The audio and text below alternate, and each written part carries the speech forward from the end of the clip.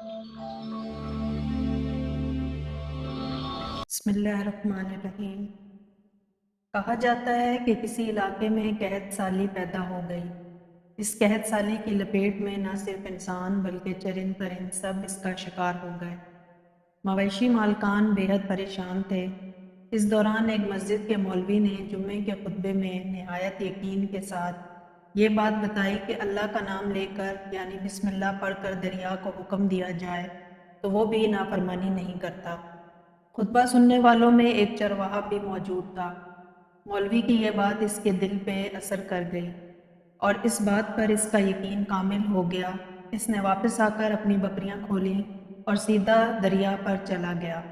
اونچی آواز سے بسم اللہ الرحمن الرحیم پڑھا اور دریا کو کہا وہ اپنی بکریاں چروانے کے لیے دوسرے پار جانا چاہتا ہے اور اسے کہا کہ مجھے اپنے اوپر سے گزرنے دے۔ یہ کہہ کر اس نے اپنی بکریوں کو لیا اور دریا پر چلتا ہوا دریا پار کر گیا۔ دریا کے دوسری طرف کا علاقہ گھاس سے بھرا پڑا تھا۔ درختوں کے پتے بھی سلامت تھے کیونکہ کسی کو یہاں تک آنے کی رسائی نہیں تھی۔ اس نے خوب اچھی طرح اپنی بکریوں کو سیر کروایا اور واپس لوٹ آیا۔ پھر یہ اس کا معمول بن گیا کہ وہ بکریاں پار چھوڑ کر واپس آ جاتا اور شام کو جا کر بکریاں واپس لے آتا۔ اس کی بکریوں کا وزن دگنا چگنا ہو گیا۔ لوگ چونک گئے اور اس سے پوچھا کہ وہ اپنی بکریوں کو کیا کھلاتا ہے۔ وہ سیدھا سادہ اور صاف دل نوجوان تھا۔ اس نے صاف صاف بات بتا دی کہ جناب میں تو بسم اللہ الرحمن الرحیم پڑھ کر دریا پر چل کر اپنی بکریاں دوسری طرف چرانے کے لیے لے جاتا ہوں۔ یہ بات سب نے سنی مگر کسی نے اس چرواہے کی بات پر یقین نہیں کیا کیونکہ یہ ناقابل یقین بات تھی۔ مگر بات ہوتے ہوتے مولوی صاحب کے پاس پہنچ گئی۔ مولوی صاحب نے اس چرواہے کو بلوایا اور سارا ماجرا پوچھا۔ اس چرواہے نے مولوی صاحب کو ہی حوالہ بنا لیا کہ مولوی صاحب میں تو آپ کا شکریہ ادا کرنے والا تھا۔ آپ نے جمعے کے خطبے میں جو نسخہ بتایا تھا کہ بسم اللہ کہہ کر دریا کو بھی حکم دو تو وہ بھی انکار نہیں کرتا، تو میں تو بس آپ کے نسخے پر ہی عمل کر رہا ہوں۔ مولوی صاحب حیرت سے اس کے چہرے کو دیکھتے رہے۔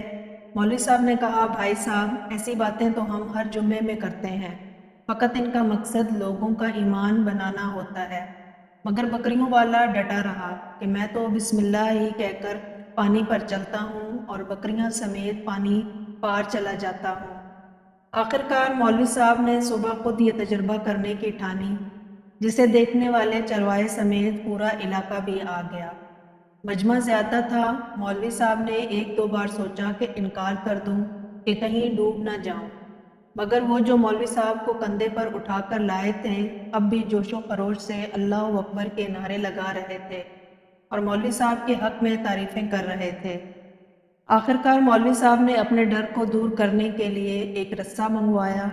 پہلے اسے ایک درخت کے ساتھ باندھا، پھر اپنی کمر کے ساتھ باندھا، پھر ڈرتے ڈرتے ڈھیلا ڈالا بسم اللہ پڑھا اور دریا پر چلنا شروع ہو گئے۔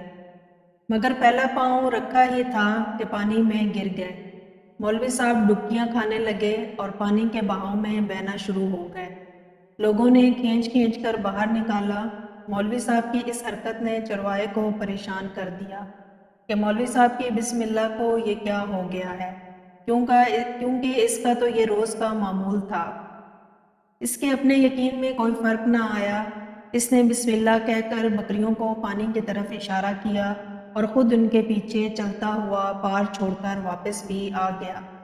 لوگ اسے ولی اللہ سمجھ رہے تھے اور اس کے حق میں نعرے لگا رہے تھے، مگر وہ سب بے نیاز سیدھا سادہ انسان تھا۔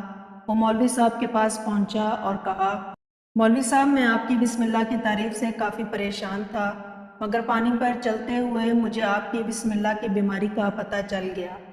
اس چرواہے نے درخت سے باندھی رسی کی طرف اشارہ کیا اور کہا مولوی صاحب یہ ہے آپ کی بسم اللہ کی بیماری، آپ کی بسم اللہ کی برکت کو یہ رسہ کھا گیا۔